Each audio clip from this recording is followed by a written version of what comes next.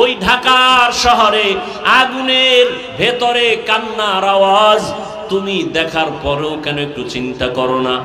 মা বাবা কোনোদিন তো স্বপ্নেও ভাবে নাই আমার ষষ্ঠ শ্রেণীর সন্তানটা মরে যাবে, আমার চতুর্থ শ্রেণীর সন্তান দুনিয়া থেকে চলে যাবে। ওই সন্তানগুলো কখনো ভাবে নাই বাবার একাই বাব্বু দোয়া করিও আমি লেখাপড়া করে ডাক্তার হব, ইঞ্জিনিয়ার হব। কিন্তু আমার মালিকের আদালতে হিসাব মিলানো হয়ে গেছে, দুনিয়া থেকে চলে যাবে, ডাক্তার আর হতে পারবে না, ইঞ্জিনিয়ার হতে পারবে না, মা বাবা চোখের পানি ধরে রাখতে পারে না। আমার কত স্বপ্ন সন্তানটাকে দিয়া, একটা মা বাবা নিজে না খাইয়া সন্তানের পেছনে সময় ব্যয় করে, নিজের ঘুমের চিন্তা করে না, খানার চিন্তা করে না। ও সন্তানেরা, ওই মা বাবার স্বপ্ন বাস্তবায়ন যদি করতে চাও, মা বাবার দোয়া ছাড়া কোনোদিন সামনে আগানো সম্ভব না। বান্দা তুমি 5 বার আমাকে তালাশ করো, ফজর, জোহর, আসর, মাগরিব, এশা, কিন্তু আমি আল্লাহ মোহব্বত করে বান্দা তোমাকে তালাশ করি যখন আসমান নীরব, জমিন নীরব। আমি আল্লাহ আমার বান্দাকে তালাশ করার জন্য, ডাকার জন্য প্রথম আসমানে আসি। অতিও গভীর হয় রজনী যখন, নীরবে প্রভুর নাম জপিও তখন। প্রভুর করুণা যদি পাইবারে চাও, গভীর রাতে উঠে প্রভুর গুণগান গাও। ও গুনাহগারেরা, তোমার গুনার খবর কেউ জানে না, আমি আল্লাহ জানি। বান্দা, তওবার দরজা খুলে দিলাম, ডাকতেছি আসো। 50 বছর লাগায় জীবনে গুনাহ করে পাহাড় তৈরি করেছো। আমার কাছে যদি বান্দা অবনত চিত্তে ক্ষমা চাও, আমি আল্লাহ তোমার জীবনের সব গুনাহ এক মুহূর্তে ক্ষমা করে দিব। বরং আল্লাহ তাআলা এতটা দয়া করেছেন, 24টা ঘন্টার পর্দা দিয়া দুনিয়াটাকে আটকায় দিলেন। রাত আর দিন মিলায় 24 ঘন্টা আল্লাহ তাআলা এমন ভাবে বান্দাকে দয়ার নজর দিয়া দিলেন। বান্দা তুমি ব্যবসা করো, চাকরি করো, লেখাপড়া করো, বিয়ে শাদী করো, বাধা নাই। স্কুলে পড়ো, কলেজে পড়ো, বাধা নাই। বান্দা এই 24টা ঘন্টার ভিতরে 22 ঘন্টা সময় তুমি নিজের কাজে ব্যয় করো, 2 ঘন্টা সময় তুমি তোমার কল্যাণে আমার কাছে ব্যয় করো। 22 ঘন্টা তুমি তোমার কাজে ব্যয় করো, ব্যবসা করো, চাকরি করো, লেখাপড়া করো, সংসার চালাও।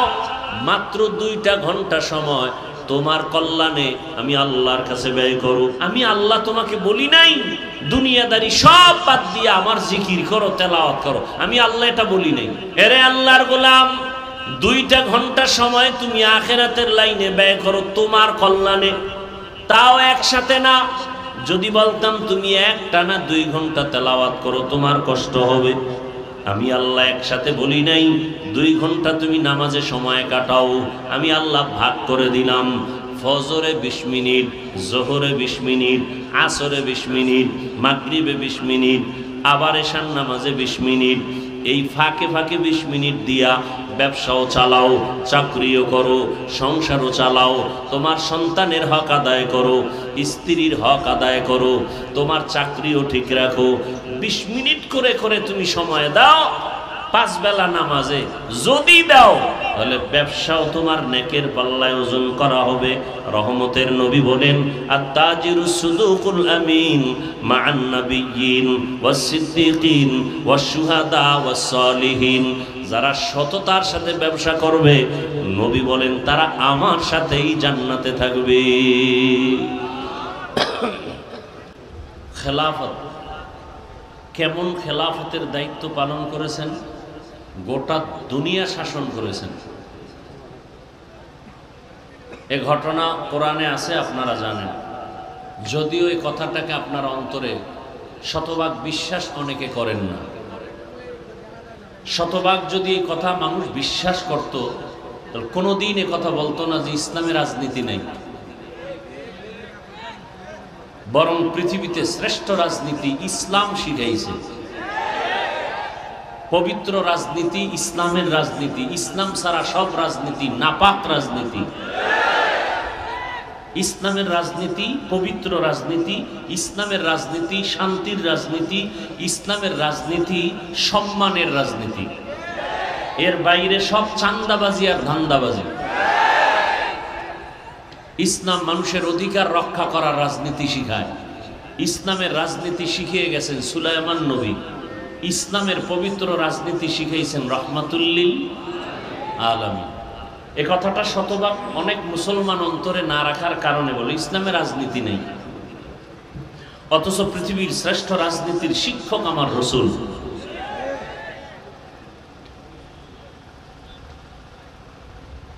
আল্লাহ আমাদের সবাইকে বুঝার তৌফিক দান করেন। তো সুলাইমান নবী সিংহাসনে চলতেছেন, মদিনাতুল মুনাওয়ারা থেকে 9 মাইল উপরে সিংহাসন। হঠাৎ করে সুলাইমান নবী জমিনের এক পিপিলিকার আওয়াজ শুনলেন 9 মাইল উপর থেকে। ঘটনা আপনারা জানেন, সুলাইমান নবী পিপিলিকার আওয়াজ 9 মাইল উপরে কানে শুইনা সিংহাসনকে বললেন, সিংহাসন জমিনে ল্যান্ড করো। জমিনে ল্যান্ড করলো। সুলাইমান নবী মুস্কি হাসলেন, পিপিলিকার ঘটনা শুনাইলেন। সিংহাসনের মধ্যে হুদহুদ নামের পাখি, তাকে পানির দায়িত্ব দেওয়া ছিল। ও নাক মাটিতে স্পর্শ করলে বলতে পারতো এখানে পানি আছে। সুলাইমান নবী জিনদেরকে বলতেন পানি উঠাও, অজু করবো, নামাজ পড়বো। মিটিং চলতেছে, হুদহুদ একটু উপরে ঘুরতেছে। নামাজের সময় নামাজ পড়বেন, পানির তালাশের জন্য হুদহুদকে ডাকলেন, দেখে হুদহুদ নাই। এই হুদহুদকে না পেয়ে সুলাইমান নবী যে শব্দটা ব্যবহার করলেন, এই কথাটা এখানে আমি বলব। সুলাইমান নবী হুদহুদকে না পেয়ে যে শব্দটা উচ্চারণ করলেন, ফাকালা মালিয়া লা আরাল হুদহুদ। সুলাইমান পয়গম্বর বললেন, আমার কি হলো, আমি হুদহুদকে দেখি না কেন? মালিয়া, আমার কি হলো, হুদহুদকে দেখি না কেন? রাজনীতি কাকে বলে শিখায় গেছে ইসলাম। এখন তো রাজনীতি নাই, দুর্নীতি আছে। কিসের রাজনীতি? দুর্নীতি। ওয়াজের স্টেজে রাজনীতি চলবে না, মসজিদে চলবে না, সবাই বলে না। কিন্তু বাংলাদেশে এই ধর্ম নিয়ে রাজনীতি বেশি করে কারা? চান্দাবাজার, ধান্দাবাজেরা।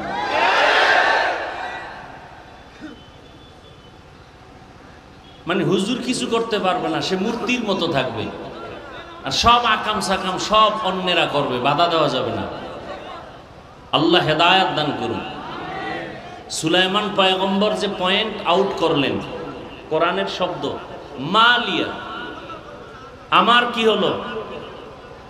মসজিদে মুসল্লি নাই, আমরা হুজুরেরা বলি সভাপতি আসে না কেন, তার কি হলো?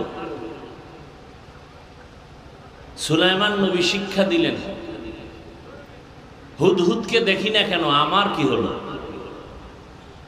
এমপি, মন্ত্রী, সরকার, প্রধান উপদেষ্টা, গোষ্ঠী শুদ্ধা সবাই যদি বলে আমার কি হলো যে ঢাকা উত্তরার স্কুলের ছাত্র মরে গেল, আমার কি হলো? আমার কোন অপরাধের কারণে আমার সন্তান মারা গেল, আমার কোন অপরাধের কারণে আমার স্ত্রী কষ্ট পায়, আমার কোন অপরাধের কারণে আজ দেশবাসী কষ্ট পায়, আমার কি হলো যে দেশের মানুষ আমার কথা শুনে না, আমার কি হলো যে আমার এলাকায় অশান্তি। ওমরে ফারুক রাদিয়াল্লাহু আনহু এর জন্য বলেছেন, হাসিবু আনফুসাকুম ক্বাবলা আন তুহাসিবু। আসল হিসাবের আগে নিজের হিসাব মিলায় নাও। আসল হিসাব যেদিন শুরু হবে ওদিন আর কোনো পাগলামি চলবে না। শিশু বাচ্চার গুনাহ নাই, ও কষ্ট পায় কেন? মা বাবার গুনার শাস্তি। দেশে অশান্তি কেন? আমার কারণে।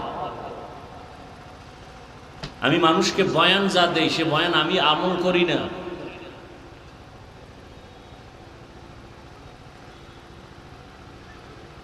আল্লাহ সবাইকে হেদায়াতের দৌলত দান করেন। আমার কলিজার কোমলমতি শিশু, কিশোর, যুবক, মা বোন, গার্ডিয়ান যারা গতকাল দুনিয়ার থেকে চলে গেছেন, আল্লাহ তাদেরকে সর্বোচ্চ শাহাদাতের মর্যাদা দান করেন। যারা এখনো অসুস্থ অবস্থায় আছেন, আল্লাহ তাদেরকে পূর্ণ শেফা দান করেন। পরিবারের সবাইকে আল্লাহ রব্বুল আলামিন সর্বোচ্চ ধৈর্য ধারণকারী বানায় দেন এবং যে যাকে হারিয়েছেন আল্লাহ তার সান্ত্বনার জন্য তার থেকে উত্তম নিয়ামত দান করেন।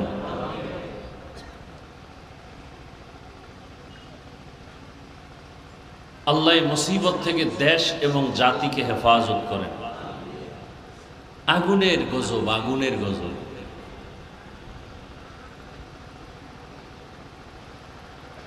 আল্লাহ, আলহামদুলিল্লাহ আপনারা সুস্থ আছেন, আমরা সুস্থ আছি, এটা বড় নিয়ামত। অসুস্থ ব্যক্তিকে জিজ্ঞাসা করেন সুস্থতার মূল্য কত। বাচ্চা আগুনে পুড়ে গেছে, পোশাকটা পর্যন্ত চামড়ার সাথে গলে গেছে, দৌড়াচ্ছে পোশাক নিয়ে বাচ্চা নিজে, একটা গাড়ি খুঁজতেছে, গাড়িওয়ালারা নিতেছে না।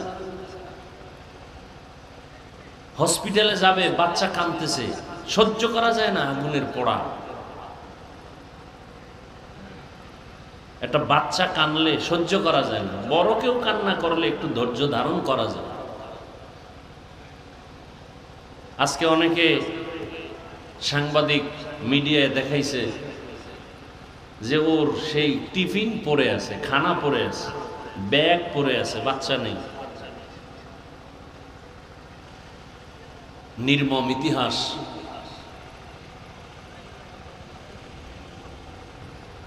ঘরে ঘরে ঘরে ঘরে অপরাধ চলতেছে। মা অপরাধ করে, বাবা অপরাধ করে, ছেলে মেয়ে অপরাধ, ঘরের মধ্যে সারা রাত মোবাইলে জেনা করে, জেনা, চোখের জেনা, কানের জেনা, জবানের জেনা, অন্তরের জেনা, সারাটা রাত ঘরে ঘরে চলতেছে। যেই পরিমাণ গুনাহ চলে সারা রাত ঘরে ঘরে, এতে তো ঘুমের মধ্যে আল্লাহর গজব আসা দরকার ছিল, সেই পরিমাণ আসে না কেন? একমাত্র রহমাতুল্লিল আলামিনের উম্মত হওয়ার কারণে আসে না। কিন্তু কপাল খারাপ, চিনলাম না সে রহমতের নবীকে। যদি চিনতাম তাহলে এখানে তো সব রসুলের আশেক, সবাই আল্লাহ মানে, নবী মানে, কোরআন মানেন, হাদিস মানেন। আপনাকে আমার দাড়ির জন্য বয়ান করতে হবে কেন? টুপি মাথায় দেওয়ার জন্য আপনাকে নতুন করে বয়ান দিতে হবে কেন? আমিও যে আল্লাহর গোলাম, আপনিও সে আল্লাহর গোলাম। আমি যে কোরআন মানি, আপনিও সে কোরআন মানেন। আপনাকে দাড়ির জন্য বয়ান দিতে হবে কেন? বরং আপনি দাড়ির জন্য বয়ান দেওয়ার পরেও আপনি মানেন না, বলেন না রাখলে অসুবিধা কি? আপনার ঈমান এত দুর্বল হয়ে গেল?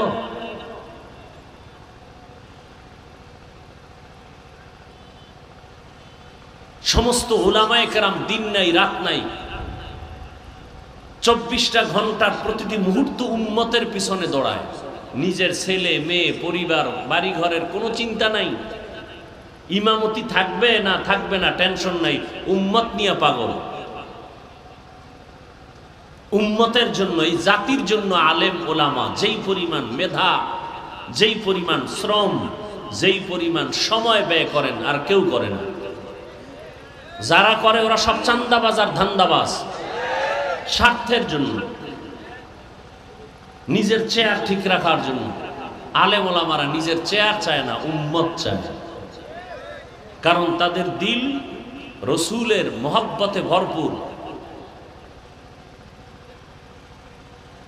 এই জন্য আমি উদাহরণটা এভাবে দেই, সরকারি চাকরি যারা করে, বেসরকারি চাকরি করে, ডিউটি 8 ঘন্টা, নিম্নে বেতন পায় 20,000 টাকা।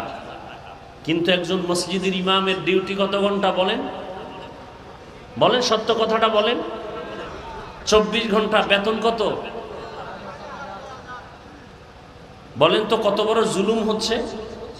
সরকারি বেসরকারি ডিউটি করে, চাকরি করে 8 ঘন্টা, বেতন 20,000, টেবিলের নিচে আরো কত মুক্তার দানা পড়ে থাকে। আর একজন ইমাম 24 ঘন্টা মসজিদ মাদ্রাসায় মেহনত করে, আলেম ওলামা, বেতন 5,000, তাও ঠিক মতো দেওয়া হয় না। মসজিদের সভাপতি দেন কত? বলে 100 টাকা, সেক্রেটারি 50, বেশি দেওয়া যাবে না, তাহলে সভাপতির সাথে বেয়াদবি হবে। এই 100 টাকা বেতন দিয়া ইমামকে গোলামের মতো ব্যবহার করে, রিমান্ডে রাখে ইমামকে, রিমান্ডে। এক বেলার নামাজে না থাকলে জবাব দিতে দিতে দফা ঠান্ডা হয়ে যায়। রিক্সা ড্রাইভারও ধমক দেয়, হুজুর ছিলেন না, গেছিলেন কই? ইমাম সাহেব বলে, কে তুমি আমাকে ধমক দাও? বলে, আমি রিক্সা ড্রাইভার। পাওয়ার কি? বলে 5 টাকা বেতন। এই পাওয়ার। এগুলো কেন হচ্ছে? কাকে আপনি দোষ দিবেন? আমি যদি আপনাকে এই আঙ্গুলের টিপ না দেই, তা আপনি তো আমার নেতা হতে পারবেন না। তাহলে টিপ দেওয়ার আগে হিসাব করেন কাকে নেতা বানাবেন। জালেমকে, দুর্নীতিবাজকে? মুরগি আমানত রাখবেন শিয়ালের কাছে, আর যদি বলেন মুরগি পাইলাম না কেন? জুতার বাড়ি শিয়াল পাবেন আপনি? কথা বলেন না কেন? শিয়ালের কাছে মুরগি আমানত রাখলে যা হয়, মাদ্রাসা মসজিদ আর ধর্মের চাবি সুদখোর, ঘুষখোর, দুর্নীতিবাজ, চরিত্রহীনের কাছে দিলে তো তাই হবে। চরিত্রহীন, দুর্নীতিবাজ, সুদখোর, ঘুষখোর, এর হাতে যদি মাদ্রাসার চাবি থাকে, সে মাদ্রাসা ধ্বংস হয়ে যাবে। এর হাতে যদি মসজিদের নেতামি থাকে, মাস্তানি থাকে, মসজিদ ধ্বংস হয়ে যাবে। সিলেটের মানুষ তো এটা পারে না। আমরা সিলেটের মানুষকে মাথার মুকুট মনে করি শাহজালাল রহমতুল্লাহ আলাইহি, শাহপরান রহমতুল্লাহ আলাইহির কারণে। কিন্তু আপনাদের হালাত কি?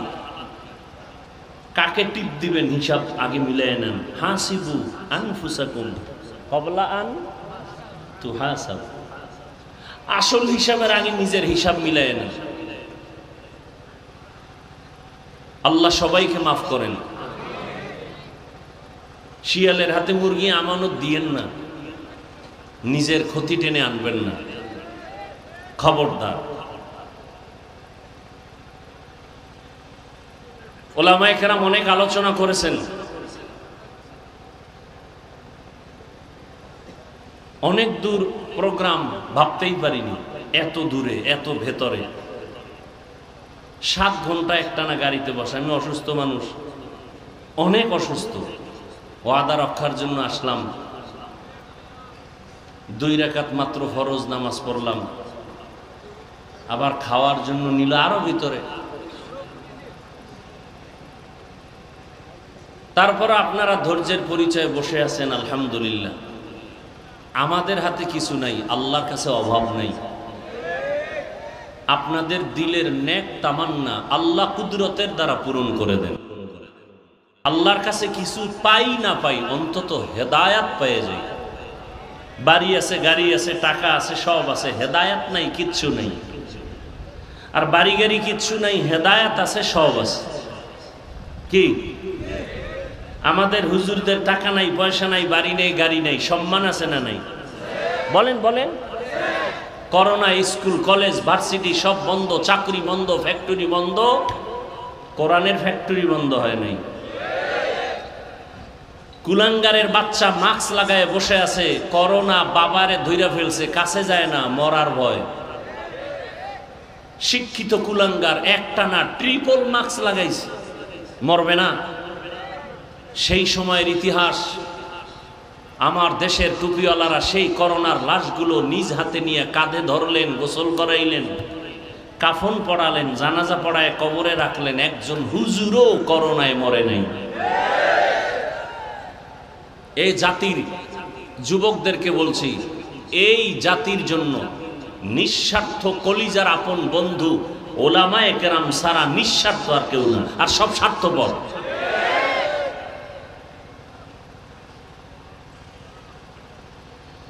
আল্লাহ ইমাম সাহেবের এত কিছু কষ্ট দেয়, এত কিছু করার পরও কোনোদিন বরদোয়া করে না, কলিজা দিয়ে দোয়াই করে। আল্লাহ এলাকায় শান্তি দাও, অসুস্থ রোগীরে সুস্থ বানাও, কবরওয়ালাদের জান্নাত দাও। চাকরি ব্যবসা যারা করে বরকত বাড়াও, এই দোয়া তো আর কেউ করে না। জাতির কল্যাণে চোখের পানি ফেলে ওলামায়ে কেরাম, আর এই মানুষগুলো পদে পদে আলেমদের সাথে গাদ্দারি করে, বেয়াদবি করে।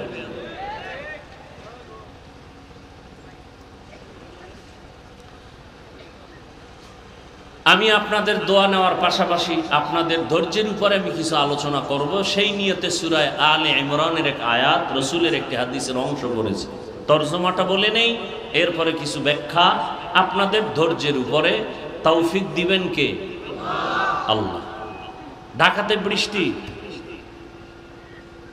এজন্য আল্লাহ চাইলে সব হয়, বান্দা চাইলে কিছুই হয় না। আল্লাহ বলেন, ইয়া আইয়ুহাল্লাযীনা আমানুত্তাকুল্লাহা হাক্কা তুকাতিহ, ও মুমিন তোমরা আল্লাহকে ভয় করো, ভয় করার মতো হক আদায় করে। ওয়ালা তামুতুন্না ইল্লা ওয়া আনতুম মুসলিমুন, মরণ লাগবে নি, কথা বলেন না কেন?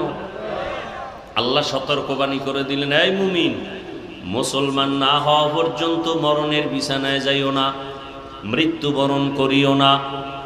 রহমতের নবী বলেন, আলা সাবধান হে উম্মত, কুল্লুকুম রাঈন, তোমরা প্রত্যেকেই দায়িত্বশীল, অকুল্লুকুম মাসউলুন আন রাইয়াতিহি, আল্লাহর কাছে দায়িত্বের কারণে জবাবদিহিতার কাঠগড়ায় দাঁড়াতে হবে, রেডি থাকো। নবীজি হাদিসটা শুনাইলেন, সাহাবায়ে কেরাম প্রশ্ন করলেন, ইয়া রাসূলুল্লাহ, দায়িত্বশীল কে কার উপর? নবীজি বিস্তারিত বলতে থাকলেন, দায়িত্বশীল কে? বলে অধীনস্থদের যিনি গার্ডিয়ান, তিনি অধীনস্থদের জন্য দায়িত্বশীল। প্রত্যেকটা সন্তান মা বাবার অধীন, প্রত্যেক মা বাবা সন্তানের উপরে দায়িত্বশীল, প্রত্যেক স্ত্রী স্বামীর অধীন, প্রত্যেক স্বামী স্ত্রীর জন্য দায়িত্বশীল, প্রত্যেক শিক্ষক ছাত্র ছাত্রীদের জন্য দায়িত্বশীল, মসজিদের মুসল্লিদের জন্য ইমাম খতিব দায়িত্বশীল। কমিটি না, এই মসজিদের মুসল্লিদের দায়িত্বশীল ইমাম এবং খতিব। তা কমিটি কেন? কমিটি দায়িত্বশীল বিল্ডিং এর। কিসের? বিল্ডিং সুন্দর করবে, ফ্যান লাগবে, এসি লাগবে, ইমামের বেতন বাড়ান লাগবে, এই কাম কমিটির। মুসল্লিদের দায়িত্ব উম্মতের উপর, মুসল্লিদের দায়িত্ব আলেম ইমাম খতিবের উপরে। কিন্তু ওই যে একটু আগে বললাম, ইমাম খতিব কি দায়িত্ব পালন করবে? কমিটি পুরাটা দায়িত্ব নিয়ে বসে আছে, ইমামকে জিম্মি করে রাখছে, আর ইমাম সাহেব দুর্বল অবস্থায় বসে আছে। কেন? যে শিয়ালের হাতে মুরগি আমানত, সমস্যা, কিছু বলা যাবে না, বললেই বিপদ। আল্লাহ আমাদের সবাইকে সহি বুঝ দান করে। আর একজন সাহাবী জিজ্ঞাসা করলেন, ইয়া রাসূলুল্লাহ, অধীনস্থ যারা তাদের দায়িত্বশীল গার্ডিয়ান, আমার অধীনেও কেউ নাই, আমিও কারো অধীনে নেই, আমি একা, মা নাই, বাবা নাই, ছেলে মেয়ে স্ত্রী কিচ্ছু না, আমি একা, আমার কোনো দায়িত্ব আসেনি। রহমতের নবী বললেন, আপনি আপনার অঙ্গ প্রত্যঙ্গের দায়িত্বশীল। আল্লাহ দুটো হাত দিয়েছেন, এরও একটা ডিউটি আছে আলাদা। দুটো চক্ষু দান করেছেন, চোখ দুটো আল্লাহ এমনি দেন নাই, ডিউটি আছে আলাদা। দুটো কান দান করেছেন, এগুলোর ডিউটি আছে আলাদা। দুটো পা দান করেছেন, এগুলোর ডিউটি আছে আলাদা। কিয়ামতের ময়দানে আল্লাহর আদালতে এগুলোর জিজ্ঞাসাবাদ করা হবে। আল্লাহ জিজ্ঞাসা করবেন, বান্দা যেই দায়িত্ব দিয়ে চক্ষু দিলাম পালন হইল কিনা? অনেক গুনাহগারেরা আযাবের ভয়ে মিথ্যার আশ্রয় নিবে, হ্যাঁ করেছি, দায়িত্ব পালন করেছি, আল্লাহ তো ভালো জানেন দায়িত্ব পালন হয় নাই। তখন আমার আল্লাহ বান্দার জবানটাকে বন্ধ করিয়া হাতকে বলবেন, কথা বলো। আমি কিন্তু বলছি আপনাদের ধৈর্যের উপরে বয়ান, উঠা বসা করবেন না। এত কষ্ট করে আপনারা বসলেন, আমিও আসলাম, দুটো কথা আপনারা যদি না শুনেন তাহলে আমি ছেড়ে দেই, আমি আস্তে আস্তে আবার ঢাকার দিকে আগাই। নিজেও ক্ষতি করবেন, অন্যেরও ক্ষতি করবেন, এমন কপাল নিয়ে দুনিয়াতে আসলেন কেন? নবীজি বলেন, সব থেকে ভালো মানুষকে, খায়রুন নাস মান ইয়ানফাউন নাস, সব থেকে ভালো মানুষ তো ওই ব্যক্তি যার দ্বারা অন্যের উপকার হয়। আপনার এমন কপাল কেন যে নিজের কপালটাও পুরেন, অন্যেরটাও পুরেন? কিয়ামতের ময়দানে আল্লাহ হককে বলবেন কথা বলো। আল-ইয়াওমা নাখতিমু আলা আফওয়াহিহিম ওয়া তুকাল্লিমুনা আইদিহিম ওয়া তাশহাদু আরজুলুহুম বিমা কানু ইয়াকসিবুন। দস্তগুয়াদ মঞ্চুনি দুজদিদাম লব্বগুয়াদ মঞ্চুনি বুসিদাম চশমগুয়াদ চিদাম গামজা হারাম গোশগুয়াদ চিদাম সমরুল কালাম। আল্লাহ যখন হাতকে বলবে কথা বলো, আপনাদের ধারণা কি হাত কথা বলতে পারবে? বলেন বলেন, বাস্তবে কি হাত আমাদের কথা বলে? বলে না। এখান থেকে একটা পয়েন্ট আজীবন মনে রাখলে আর কোনোদিন অলিয়া উলিয়ার বিরোধিতা করবেন না। আমি তো সারা বাংলাদেশে আমার মতো কঠোর ভাষায় কেউ বলে না। আমি বলি আল্লাহর জাতের কসম, যারা বলে আমরা পীর আউলিয়া মানি না, ওরা কোরআনও মানে না, বুখারী শরীফও মানে না, ওরা ভণ্ড, ওরা বাতিল। ওদেরকে যারা ভণ্ড বলে না তারাও ভণ্ড।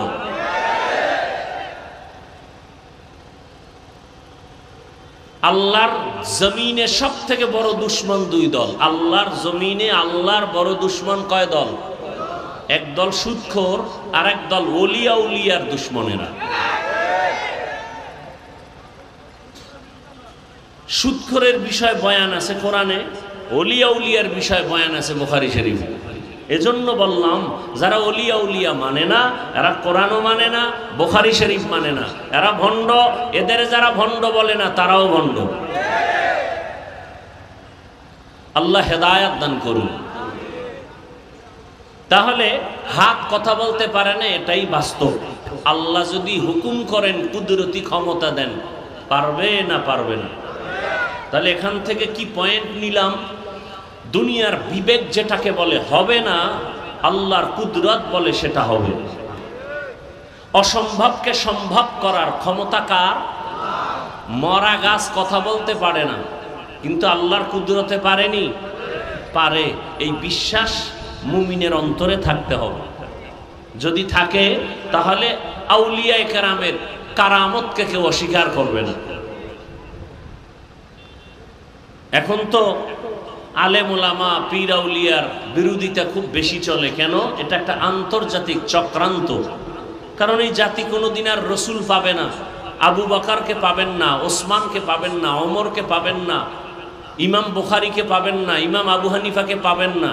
এই জাতি জান্নাতের একমাত্র পথ পাবে না আলেমদের দ্বারা। সে আলেমের প্রতি যদি ঘৃণা জমায়া দেওয়া যায় তাহলে ইসলামের বাতি দুর্বল হবে। এটা আন্তর্জাতিক এক ষড়যন্ত্র। এই জন্য আলেম ওলামার বিরোধিতা করাটা বড় একটা ষড়যন্ত্র, উম্মতকে দূরে সরাবার জন্য।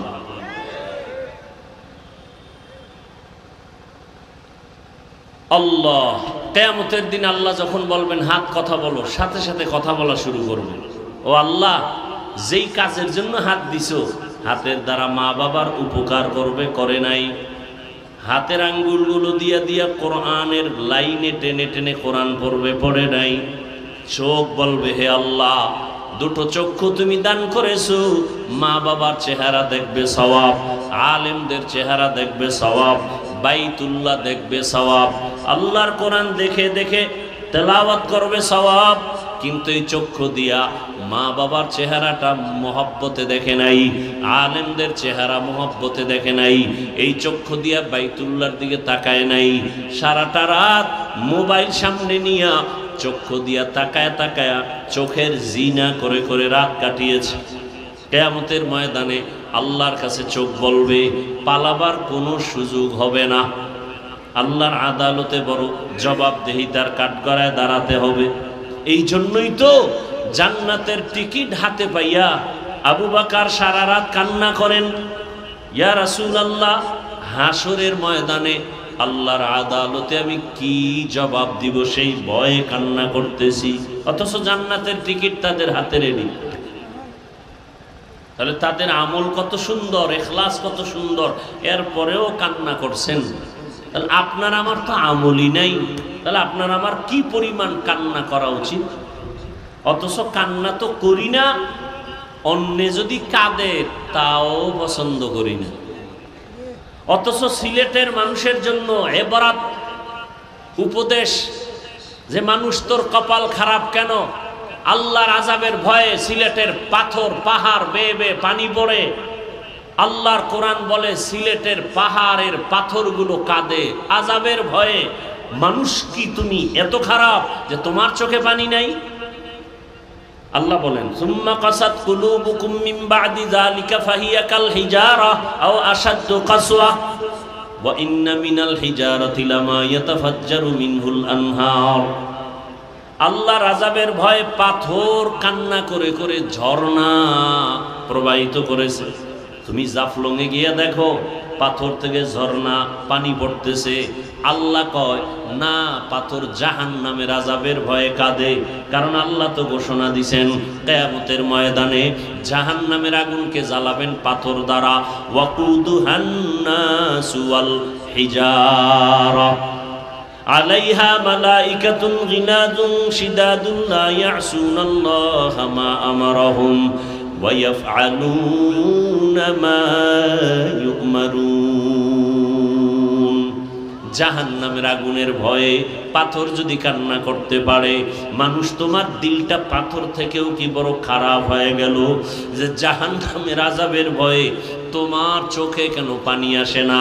যাদের চোখে কান্না নাই তাদের কলবটা গুনার কারণে শক্ত হয়ে গেছে। শক্ত কলব নরম করার একমাত্র মেডিসিন গভীর রাতে আল্লাহর কাছে হাজিরা দেওয়া, তাহাজ্জুদের নামাজ। যে ফরজ নামাজই পড়ে না এর তাহাজ্জুদ আবার কিসের? অথচ আল্লাহ তাআলা বলেন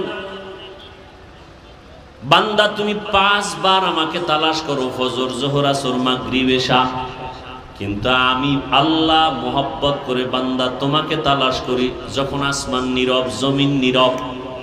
আমি আল্লাহ আমার বান্দাকে তালাশ করার জন্য ডাকার জন্য প্রথম আসমানে আসি। অতিও গভীর হয় রজনী যখন নীরবে প্রভুর নাম জপিও তখন। প্রভুর করুণা যদি পাইবারে চাও গভীর রাতে উঠে প্রভুর গুণগান গাও। ফজর জোহর আসর মাগরিব এশা আমরা আল্লাহকে ডাকি, আর গভীর রাতে আল্লাহ বান্দাকে ডাকেন আলা মিন মুস্তাগফিরিন ফাগফির আলা। ও গুনাহগারেরা, তোমার গুনার খবর কেউ জানে না, আমি আল্লাহ জানি। বান্দা তওবার দরজা খুলে দিলাম, ডাকতেছি আসো। 50 বছর লাগায় জীবনে গুনাহ করে পাহাড় তৈরি করেছো, আমার কাছে যদি বান্দা অবনত চিত্তে ক্ষমা চাও, আমি আল্লাহ তোমার জীবনের সব গুনাহ এক মুহূর্তে ক্ষমা করে দিব। ও বান্দা, আমি আল্লাহ তোমাকে এটা বলি নাই যে তুমি ব্যবসা বাণিজ্য লেখাপড়া সংসার বাদ দিয়ে শুধু আল্লাহকে ডাকো, বরং আল্লাহ তাআলা এতটা দয়া করেছেন 24টা ঘন্টার পর্দা দিয়া দুনিয়াটাকে আটকায় দিলেন। রাত আর দিন মিলায় 24 ঘন্টা আল্লাহ তাআলা এমন ভাবে বান্দাকে দয়ার নজর দিয়া দিলেন। বান্দা তুমি ব্যবসা করো, চাকরি করো, লেখাপড়া করো, বিয়ে শাদী করো, বাধা নাই। স্কুলে পড়ো, কলেজে পড়ো, বাধা নাই। বান্দা এই 24টা ঘন্টার ভিতরে 22 ঘন্টা সময় তুমি নিজের কাজে ব্যয় করো, 2 ঘন্টা সময় তুমি তোমার কল্যাণে আমার কাছে ব্যয় করো। 22 ঘন্টা তুমি তোমার কাজে ব্যয় করো, ব্যবসা করো, চাকরি করো, লেখাপড়া করো, সংসার চালাও। মাত্র 2টা ঘন্টা সময় তোমার কল্যাণে আমি আল্লাহর কাছে ব্যয় করো। আমি আল্লাহ তোমাকে বলি নাই দুনিয়াদারি সব বাদ দিয়ে আমার জিকির করো, তেলাওয়াত করো, আমি আল্লাহ এটা বলি নাই। এরে আল্লাহর গোলাম, 2টা ঘন্টা সময় তুমি আখিরাতের লাইনে ব্যয় করো তোমার কল্যাণে, তাও একসাথে না। যদি বলতাম তুমি একটানা 2 ঘন্টা তেলাওয়াত করো তোমার কষ্ট হবে। আমি আল্লাহ একসাথে বলি নাই 2 ঘন্টা তুমি নামাজে সময় কাটাও, আমি আল্লাহ ভাগ করে দিলাম। ফজরে 20 মিনিট, জোহরে 20 মিনিট, আসরে 20 মিনিট, মাগরিবে 20 মিনিট, আবার এশার নামাজে 20 মিনিট। এই ফাঁকে ফাঁকে 20 মিনিট দিয়া ব্যবসাও চালাও, চাকরিও করো, সংসারও চালাও, তোমার সন্তানের হক আদায় করো, স্ত্রীর হক আদায় করো, তোমার চাকরিও ঠিক রাখো। 20 মিনিট করে করে তুমি সময় দাও 5 বেলা নামাজে, যদি দাও তাহলে ব্যবসাও তোমার নেকের পাল্লায় ওজন করা হবে। রহমতের নবী বলেন, আত-তাজিরুস সুদুকুল আমিন মা'আন নাবিয়্যিন ওয়াস সিদ্দিকিন ওয়াস শুহাদা ওয়াস সালিহিন।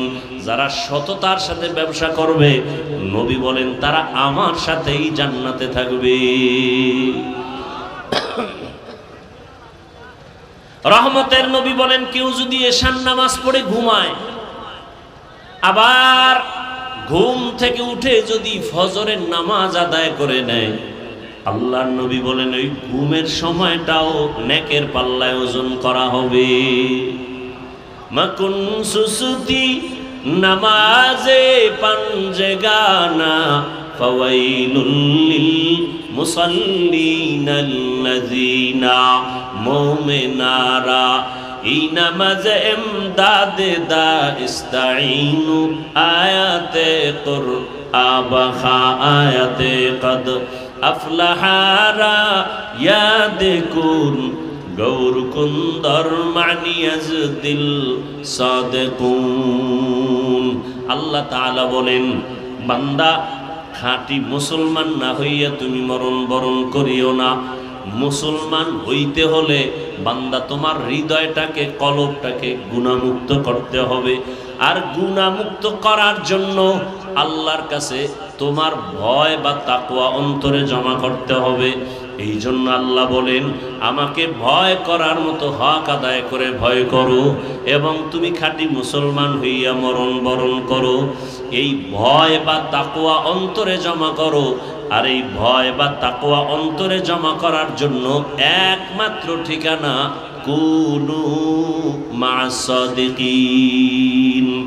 আল্লাহর প্রিয় বান্দা মুত্তাকি যারা, এদের নেক নজর লাগাও, এদের নেক নজর নিয়া নিজের অন্তরকে পরিশুদ্ধ করো, গুনাহমুক্ত জীবন নিয়ে চলো। এরে আমার পর্দার আড়ালের মা বোনেরা, ও আমার কলিজার যুবক বাবারা, ও বৃদ্ধ বাবাজি, এতক্ষণ যে আমি বয়ান শুনাইতেছি, একবারও কিন্তু আমি আপনাদের বলি নাই আমার মতো পাঁচকল্লি লাগাও, না হয় জাহান্নামে যেতে হবে। আমি কওমি মাদ্রাসার সন্তান, আপনারাও কওমি মাদ্রাসায় যান, স্কুল বন্ধ করে দেন, একবারও বলি নাই। আমি তাবলীগের লাইনের সন্তান, আমি আপনাকে একবারও বলি নাই যে আপনি তাবলীগে না গেলে জাহান্নামে যাবেন। আমি পীরের মুরিদ, আপনাদের একবারও বলি নাই পীরের কাছে যেতেই হবে, না হয় জাহান্নাম ছাড়া উপায় নাই। বরং আমি আপনাদের বলবো, আপনি স্কুলে পড়েন, কলেজে পড়েন, চাকরি করেন, ব্যবসা করেন, বাধা নাই। আমার পরামর্শ হলো ওখানে থাকিয়া জান্নাতের পথটাকে সুন্দরভাবে নিজে তৈরি করেন। স্কুলে পড়িয়া, কলেজে পড়িয়া, চাকরি ব্যবসা ঠিক রাখিয়া জান্নাত পাওয়ার কি রাস্তা নাই? কথা বলেন না কেন?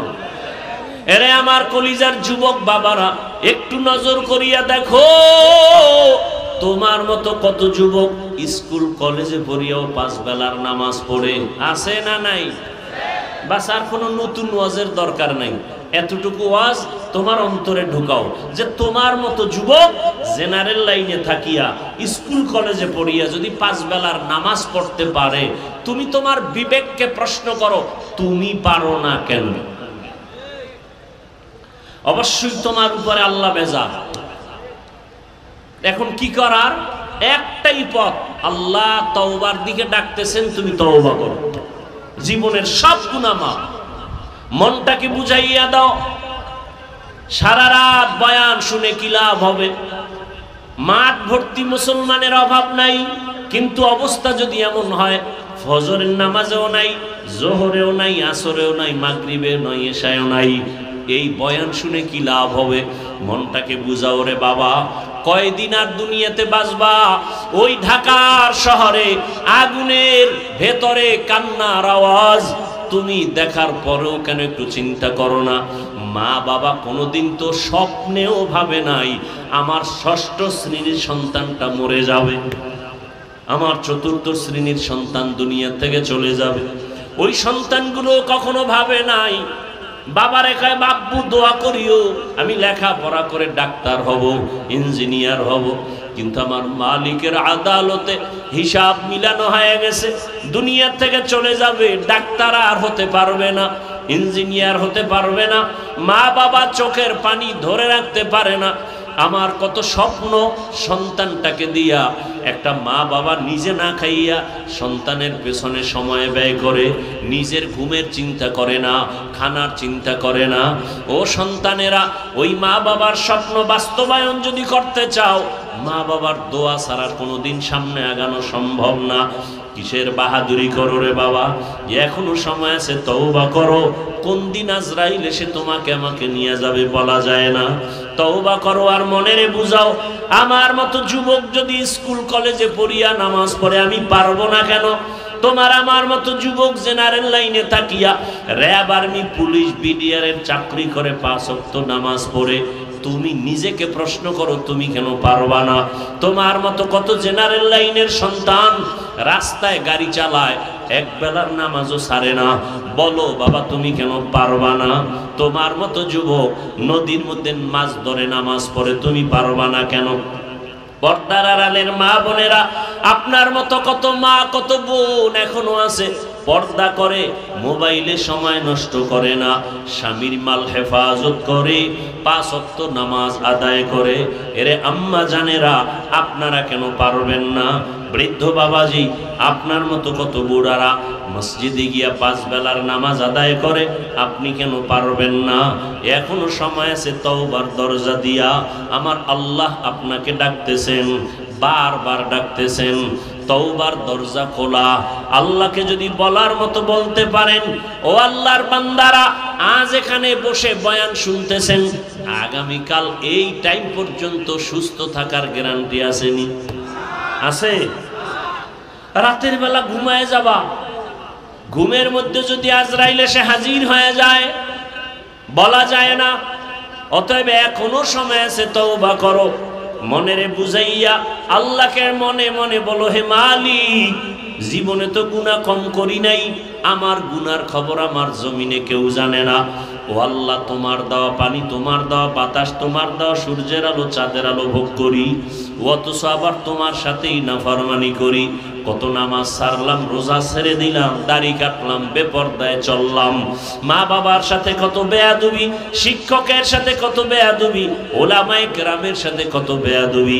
আল্লাহকে মনে মনে বলো, হে আল্লাহ, জীবনে আর কোনোদিন গুনাহ করব না, নামাজ ছাড়বো না, বেপরদায় চলবো না, মা বাবার সাথে বেয়াদবি করব না, শিক্ষকের দোয়া নিয়া, ওলামায়ে কেরামের পরামর্শ নিয়া, নবীজির আদর্শ মেনে জীবন চালাবো। স্কুলে পড়িয়াও নামাজ ছাড়বো না, ডাক্তার হলেও নামাজ ছাড়বো না, ইঞ্জিনিয়ার হইয়াও নামাজ ছাড়বো না, মা বাবার সাথে বেয়াদবি করে বরদোয়া নিবা না। আল্লাহর কাছে যদি মন খুলে বলতে পারো, আল্লাহ তওবার দরজা দিয়া তোমাকে মাফ করে দিবেন।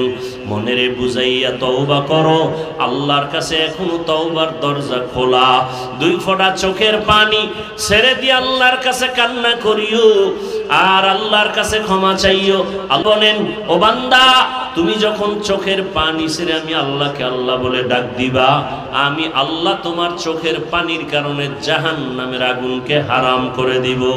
জানি না কার কপাল খারাপ আর কার ভালো। নবীজির সামনে এত বয়ান শুনিয়া আবু জাহাল কালেমা পড়ে নাই, আর ওমরের মতো বান্দা নবীকে জবাই করতে গিয়া কালেমাওয়ালা হয়ে গেছে। এর নাম হলো হেদায়াত। আবু জাহাল নবীকে দেখলো, বয়ান শুনলো, কালেমাওয়ালা হলো না, আর 27 বছর বয়সে ওমর রসুলকে জবাই করতে গিয়া কালেমাওয়ালা হয়ে গেল। যেই ওমরের নাম আজও শুনলে মানুষ ভয় পায়। কেউ যদি ঘুমের সময় ডান হাতের এই শাহাদাত আঙ্গুল দিয়া নিজের বুকের উপরে ইশারায় লেখে ওমর, আইন মিম রা ওমর, এটা যদি লেখা কেউ ঘুমায়, ঘুমের মধ্যে খারাপ স্বপ্ন আর জীবনে দেখবে না। এবার বুঝো ওমর নামটার অ্যাকশন কত। 27 বছরের যুবক তরবারি নিয়ে দৌড়ায়, রসুলকে হত্যা করবে, সেই ওমর কালেমাওয়ালা হয়ে গেল। শয়তান ওমরকে ভয় পায়, এর নাম কফাল। আর আবু জাহাল 13 বছর রসুলকে দেখলো, বয়ান শুনলো, কালেমা তো পড়লই না, বরং বিরোধিতাই করে গেল। হেদায়াত বড় কঠিন। তোমার মতো যুবক স্কুলে পড়ে, নামাজ পড়ে, অথচ তুমি বয়ান শুনিয়াও পড়ো না, বরং তুমি বিরোধিতা করো। বলো নামাজ না পড়লে কি হবে, দিল পরিষ্কার, নামাজ পড়ে লাভ কি? অথচ তোমার লাইনের মতো যুবক জেনারেল লাইনে থেকে নামাজ পড়ে। ঢাকা কলেজে যাও, কলেজে ক্লাস করে, মাথায় পাগড়ি, দাড়ি, বিশাল বড় জামা, মনে হয় মসজিদের কোনো খতিব, অথচ আরবিও জানে না। হেদায়াত এখনো সময় আছে, তওবা করো। কয়দিন আর বাহাদুরি? চোখের সামনে লাশ আর লাশ, পানির মধ্যে লাশ, গাড়ির নিচে লাশ। সিলেট রোডে এমন কোনো দিন পাওয়া কঠিন যে অ্যাক্সিডেন্ট হয় না, মানুষ মরে না। আল্লাহর কাছে তওবা, অন্তর খুলে যে না, মায়ের সাথে বহু বেয়াদবি করেছি, বাবার সাথে করেছি, শিক্ষকের সাথে করেছি, আর করব না। মানুষকে ভালোবাসো, মা বাবাকে সম্মান করো, শিক্ষকের দোয়া নাও, তাহলে কপাল খুলে যাবে। ইঞ্জিনিয়ার হলেও কপাল খুলবে, ডাক্তার হলেও কপাল খুলবে। আর যদি মা বাবার সাথে বেয়াদবি করে, শিক্ষকের সাথে বেয়াদবি করে, আলেমের সাথে বেয়াদবি করে, ও পাগড়ি 22 হাত লাগাইল, ওর কপাল ঘুরে যাবে। এজন্য আল্লাহ তাআলা তওবার পথে ডাকলেন, ইয়া আইয়ুহাল্লাযীনা আমানুত্তাকুল্লাহা হাক্কা তুকাতি ওয়া লা তামুতুন্না ইল্লা ওয়া আনতুম মুসলিমুন। ও হবিগঞ্জের মুসলমান, পর্দার আড়ালের মা বোনেরা, যুবক বাবারা, বৃদ্ধ বাবাজি, আল্লাহর কাছে অন্তর দিয়ে তওবা করেন, আর জীবনে নামাজ ছাড়বেন না, বেপর্দায় চলবেন না। আরে যদি নামাজ না পড়লে আল্লাহ খুশি হয়, একটা দলিল দেখান, আমিও নামাজ ছেড়ে দেই। যদি দাড়ি না রাখলে আল্লাহ খুশি হন, দলিল দেন, আমরাও দাড়ি কেটে ফেলি। শীতের মধ্যে ওযু বানাইয়া নামাজ পড়া কষ্ট, যদি নামাজ না লাগে বলেন, কোরআন থেকে দলিল দেন, আমরা আর নামাজ পড়ব না। সেদিন এক বেয়াদব বলতেছে, নামাজের দলিল তো কোরআনে নাই। মানে এই পরিমাণ কপাল ভরা ধর্মের লাইনে বাড়তেছে সোনার বাংলায়, যা ভাষা নাই বলে। মুসলমান বলে নামাজের দলিল তো কোরআনে নেই। চতুর্মুখী ষড়যন্ত্র চলছে শুধু মুসলমানের ঈমানকে ধ্বংস করার জন্য। অতএব যুবক বাবাদেরকে বলবো, এখনো সময় আছে, তওবা করেন। উলামায়ে কেরামের দোয়া নেন, মা বাবার দোয়া, শিক্ষকের দোয়া নিয়ে সামনে আগান। ডাক্তার হলেও যেন সম্মানের চেয়ার অনেক উপরে যায়। আল্লাহর কাছে তওবা করেন মনে মনে। আরে মানুষের অন্তরে একটা শখ থাকে, পার্কে গেলে কি জানি মজা। যুবককে বলবো, তুমি গেছো না, এবার ফিরো। মনে শখ লাগছে, মোবাইলে আড্ডা দিবা, দিছো না, এবার ফিরো। মনে শখ লাগছে ঘুরবা, কক্সবাজার, বিভিন্ন জায়গায়, গেছো না, এবার ফিরো। আর কত বছর গুনাহ করলে শখ মিটে যাবে? আর হায়াতের বাকি কত? এখনো সময় আছে, ফিরে যাও। আল্লাহ তোমাকে অনেক দামি করে দিবেন। তওবা, আল্লাহ বলেন, বান্দা যখন তওবা করে, দুফোঁটা চোখের পানি ছেড়ে দেয়, আমি আল্লাহ তোর জীবনের সব গুনাহ 1 সেকেন্ডে মাফ করে দিই। অতএব এখনো সময় আছে, তওবা করি। আর জীবনে মা বাবার সাথে বেয়াদবি করব না। কি যুবক বাবারা রাজি আছো? আল্লাহকে তওবা করো, আমাকে হাত দেখানোর দরকার নাই। আল্লাহর কাছে মনে মনে তওবা করো, আল্লাহ জীবনে আর মা বাবার বরদোয়া নিব না, জীবনে আর শিক্ষকের সাথে বেয়াদবি করব না, জীবনে আর কোনোদিন উলামায়ে কেরামের সাথে অন্যায় করব না, বরং মা বাবার দোয়া নিয়া, শিক্ষকের দোয়া নিয়া, উলামায়ে কেরামের দোয়া নিয়া, ও আল্লাহ নবীজির সুন্নত অনুযায়ী চলবো, আর নামাজ ছাড়বো না, দাড়ি কাটবো না, বেপরদায় চলবো না। তওবা করার মতো যদি কারো অন্তর তৈরি হয়, মুনাফিকি যদি অন্তরে না থাকে, খাঁটি তওবার নিয়ত যাদের আছে, দুটো হাত আমার আল্লাহকে দেখাইয়া দেই। আয় আল্লাহ, আমাদের হাতগুলো কবুল করে নেন, তওবা কবুল করে নেন। আল্লাহ তওবার উপরে মজবুত হইয়া চলার মতো আমাদের তৌফিক দান করেন, আমিন। আলহামদুলিল্লাহি রাব্বিল আলামিন।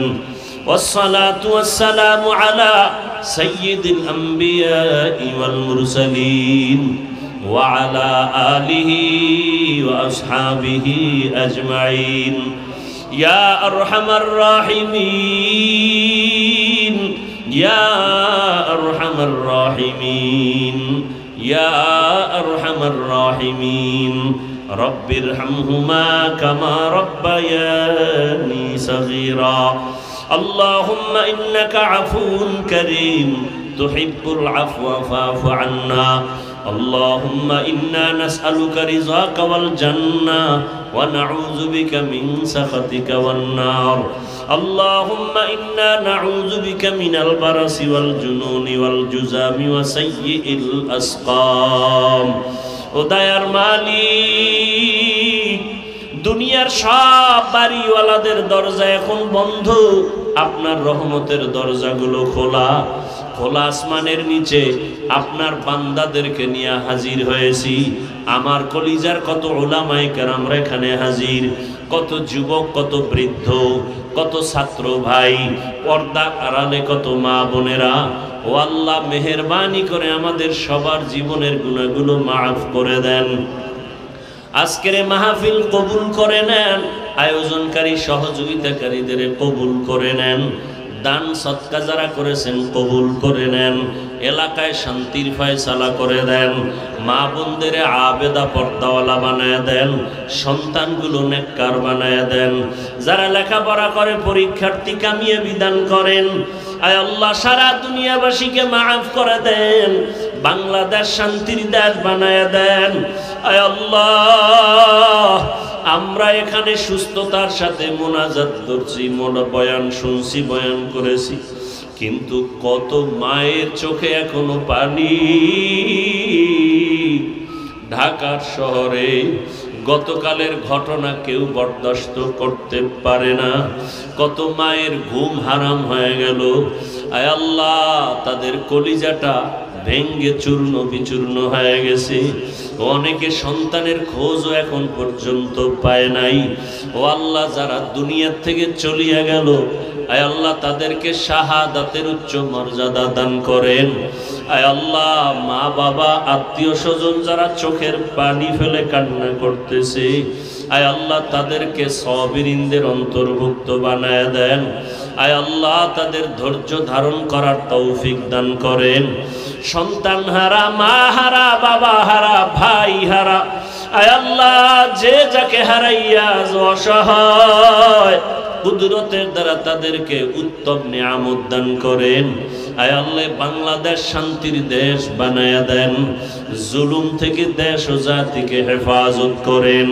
আয় আল্লাহ সমস্ত মসজিদ মাদ্রাসাগুলো কবুল করে নেন আয় আল্লাহ আমার কলিজার প্রত্যেকটা যুবকের কবুল করে নেন মোবাইলের গুনাহ থেকে হেফাজত করেন 5 ওয়াক্ত নামাজি বানায়া দেন কোরআন পড়নেওয়ালা বানায়া দেন পরস্পরে হিংসা দূর করে ইখলাস ও তাকওয়া